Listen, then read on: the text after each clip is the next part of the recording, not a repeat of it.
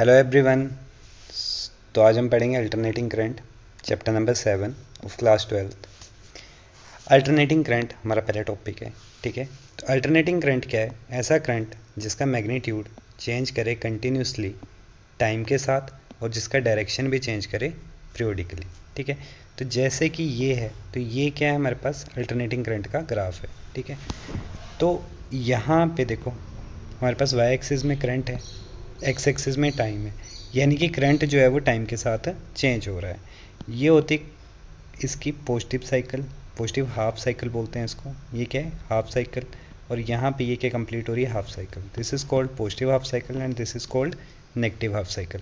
तो पॉजिटिव और negative half cycle से कंबाइन करके मेरे पास क्या बनेगी? एक फुल साइकिल बनेगी अल्टरनेटिंग करंट की। यहाँ पे मेरे पास देखो, यहाँ पे टाइम ज़ीरो है, करंट भी ज़ीरो है। यहाँ पे टाइम की कुछ वैल्यू आएगी तो करंट की वैल्यू भी कुछ आ रही है। यहाँ पे टाइम की कुछ वैल्यू आएगी, करंट की कुछ वैल्यू आएगी। ये करंट की पीक वैल्यू आ जाएगी। इस टाइम पे करंट की वैल्यू क्या है? मैक्सिमम है। अब आगे आगे जैसे चलते चलेंगे करंट की वैल्यू डिक्रीज़ होती जा रही है, टाइम बढ़ता जा रहा है और करंट की वैल्यू डिक्रीज़ होती जा रही है। जैसे हम यहाँ पे इस पॉइंट पे पहुँचेंगे, जैसे हम इस पॉइंट पे पहुँच रहे हैं, यहाँ पे करंट फिर से कितना आ गया? ज़ीरो आ गया। यहाँ पे करंट कैसा शुरू हो गया? नेगेटिव। ये नेगेटिव पीक वैल्यू आ गई। यहाँ पे करंट फिर से ज़ीरो आ जाएगा, यहाँ पे करंट फिर से ज़ीरो आ जाएगा, यहाँ पे करंट क्या है? ज़ीरो है।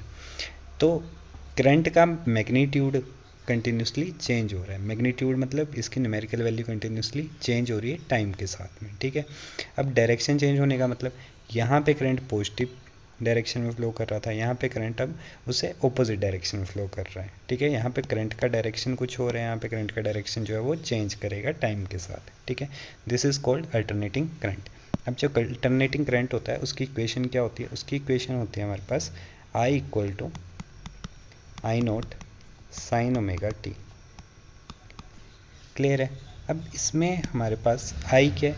ये करंट की वैल्यू है इस टाइम टी के लिए। ठीक है, आई नोट क्या है? पीक वैल्यू ऑफ एसी या फिर maximum value of AC. Sine यहाँ पे फंक्शन आ गया, ये साइन की वेव है तो यहाँ पे साइन के आगे मेरे पास फंक्शन।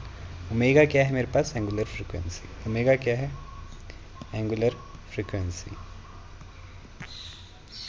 ठीक है, अब यहाँ पे हम ओमेगा थोड़ा सा इलेबोरेट करते हैं। ओमेगा क्या है?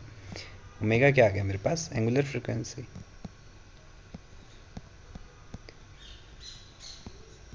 एंगुलर फ्रिक्वेंसी का जो फॉर्मूला होगा वो क्या होगा? 2πf। सेम वही जो हम पहले पढ़ चुके हैं, 2πf। अब यहाँ पे f क्या है? फ्रिक्वेंसी है। 2π एक सर्कल को कंप्लीट करने के लिए जो एंगल रोटेट करेगा दैट इज़ कॉल्ड 2π। या फिर इसी को हम और क्या लिख सकते हैं? 2π/t भी लिख सकते हैं। यहाँ पे t क्या आ जाएगा? टाइम पीरियड आ जाएगा। This is called the angular frequency of AC। Next is okay, यहाँ पे मैं और बता देता हूँ आपको कि ये क्या है हमारे पास? Peak value of alternating current है। This is called the peak value of AC।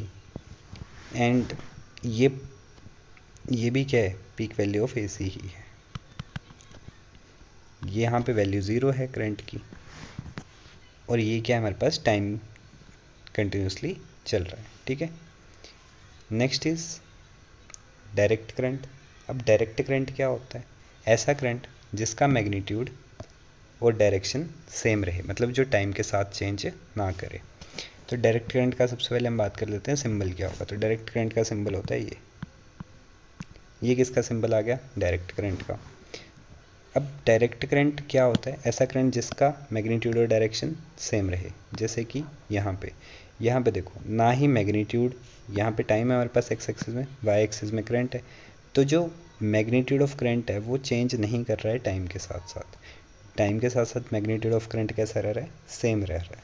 ठीक है, अब यहाँ से जो मेन क्वेश्चन हमारे पास बनेंगे वो क्या क्या बनते हैं कि जो DC होता है, DC की फ्रिक्वेंसी कितनी होती है? DC की फ्रिक्वेंसी होती है 0 हर्ट्ज़। DC की जो फ्रिक्वेंसी है वो कितनी होगी? तो DC की फ्रिक्वेंसी होती है 0 हर्ट्ज़।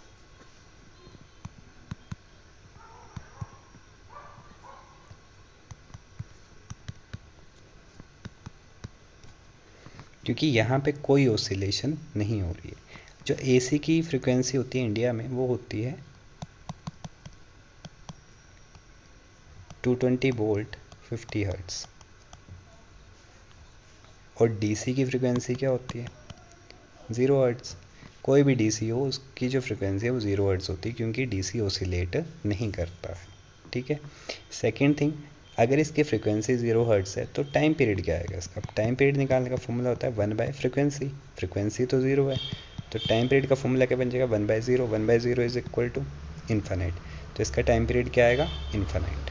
ये दो चीज़ें आपने याद रखनी है। Next is home supply of AC.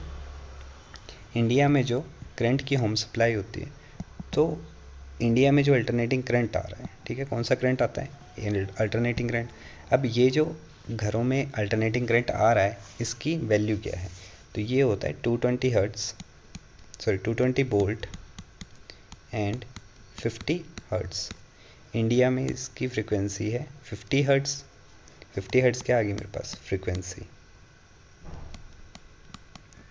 और 220 वोल्ट क्या आ गई? वोल्टेज। ये बात आ गई इंडिया की। और अगर हम बात करें यूएसए की, तो यूएसए में इसकी वैल्यू है 60 हर्ट्स। यूएसए में कितनी फ्रिक्वेंसी आती है? 60 हर्ट्स। यूएसए में आएगी 60 हर्ट्स। ठीक है। नेक्स्ट इज फाइंड द, देखो क्वेश्चन है कि find the angular frequency omega for home supply in India. कि हमें क्या निकालना है? होम सप्लाई में, जो इंडिया में होम सप्लाई आती है, ठीक है, उसकी एंगुलर फ्रिक्वेंसी की वैल्यू कैलकुलेट करनी है। हमें पता है ओमेगा का फॉर्मूला क्या होता है? ओमेगा होता है 2πf के बराबर। फ्रिक्वेंसी कितनी है इंडिया में? इंडिया में जो फ्रिक्वेंसी होती है वो होती है 50 हर्ट्स। तो यहाँ पे क्या बन जाएगा? 2π इंटू 50।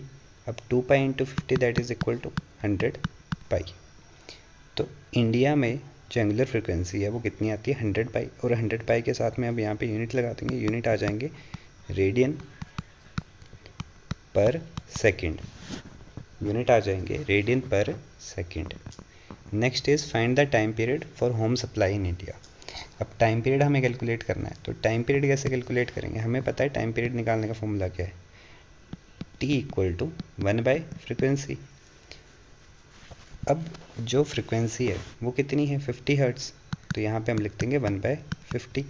तो 1/50 मतलब कि इसको मैं और क्या लिख सकता हूँ? 2/100 भी लिख सकता हूँ फॉर इजी कैलकुलेशन। तो ये क्या बन जाएगा? 0.02 सेकेंड। ये क्या आ गया? टाइम पीरियड की वैल्यू आ गई इंडिया में होम सप्लाई की। Next is how many times in India Indian home supply the current changes its direction in 1 second. ये आपके लिए हो गया होमवर्क। आपने बताना है कि इंडिया में जो होम सप्लाई आती है उसमें करंट अपनी डायरेक्शन कितनी बार चेंज करता है। मैं आपको यहाँ पे ऑप्शन दे देता हूँ। ऑप्शंस आगे 2, 50, 100 एंड डी इज़ 1। ठीक है, तो आपने मुझे सही आंसर कमेंट करके बताना है। Okay, thank you and that's it for today.